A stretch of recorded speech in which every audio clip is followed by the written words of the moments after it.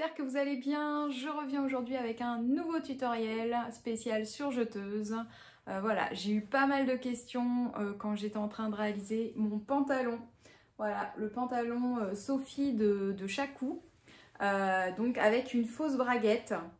Et j'ai eu pas mal de questions concernant le surjet qu'il y a à faire en fait sur une forme assez biscornue, on va dire, clairement. Voilà. La pièce de patron et on a un surjet en gros à faire sur ce type de forme. Voilà, je vous le mets là comme ça vous voyez bien ce type de forme et vraiment c'est pas de la tarte. Donc vous avez été nombreux et nombreuses à me demander comment faire et donc je vais tout vous expliquer. Voilà, je suis Virginie du blog Nom d'une couture et du compte Instagram Nom d'une couture et je vais vous expliquer comment faire un surjet du coup avec une forme improbable. Donc avant de surjeter, on va commencer par assembler nos pièces, nos deux pièces de devant à 1 cm du bord.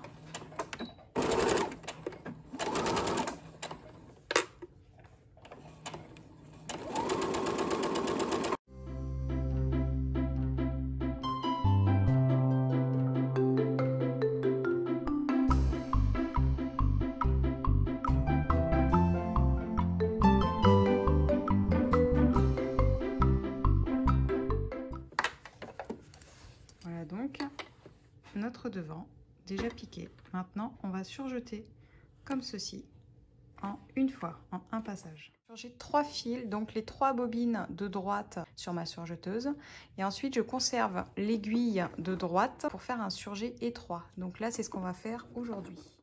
Alors c'est parti. Ici on met le couteau de telle sorte à ce qu'il coupe les petits fils éventuellement qu'il y a, mais pas qu'il coupe le tissu.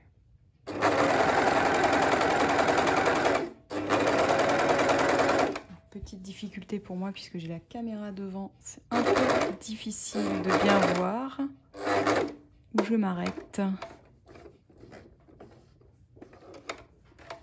Je vérifie en soulevant mon pied. Je continue un petit peu. Alors là, je vais le faire à la main pour bien arriver comme il faut. Voilà. Donc là, je pivote. Je suis bien au bord.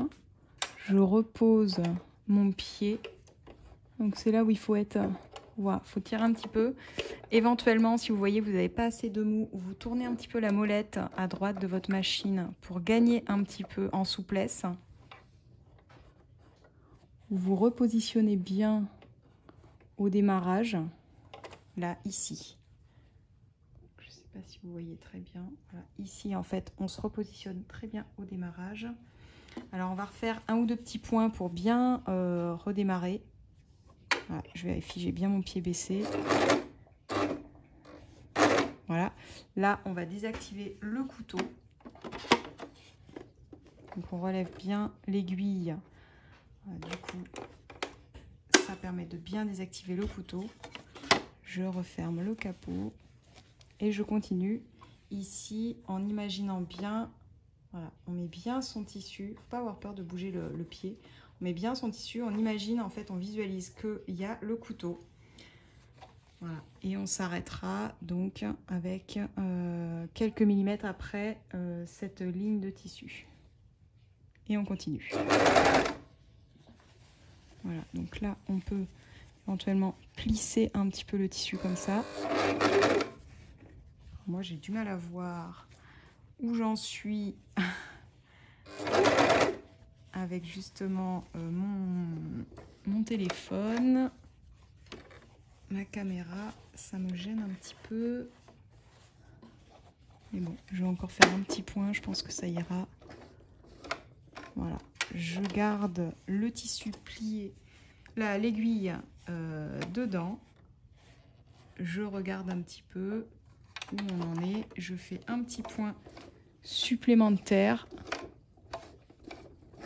Voilà, 1 ou 2 petits points me permettent de bien redémarrer. Je vérifie dessous toujours et je redémarre en plissant un petit peu mon tissu puisqu'on a un arrondi. Quitte à le pousser un petit peu mon tissu.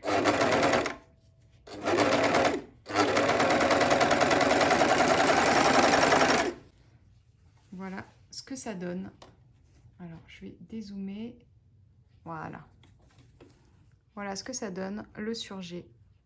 Donc, il faut vraiment faire attention donc, aux angles. Moi, je vais jusqu'au bord. Je soulève donc le pied. Je pivote comme ceci. Je replace bien mon aiguille au bord avant de redémarrer. Et c'est ici la petite subtilité, c'est qu'il faut, quitte à faire un ou deux petits points à la main, justement, en jouant avec la molette que vous avez sur le côté de votre machine pour descendre en fait manuellement les points, pour faire quelques petits points ici et pouvoir pivoter. Voilà, mais mode couteau, en tout cas, il est désactivé à partir de cette partie-là. Tout ça, il n'y a plus de couteau et vous voyez, ça fait quand même un joli surjet. Donc là, on a... il faut juste un petit coup de repassage là, parce que bien sûr, le tissu a été un petit peu contrarié. Mais voilà, ça vous donne vraiment un surjet nickel sur votre fausse braguette en fait. Et après, c'est ouvert comme ceci.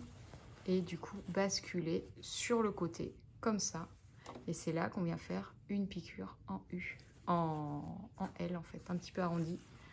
Voilà, notre pièce d'étude est terminée. On a un joli surjet sur une forme clairement improbable. Voilà, donc après, on peut finir son pantalon.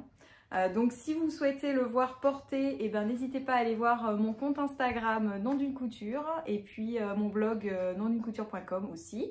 Et puis si ce tuto vous a plu, mettez un pouce et puis commentez et partagez autour de vous pour que tout le monde arrive à faire enfin des surjets avec des angles dans tous les sens, des arrondis, etc.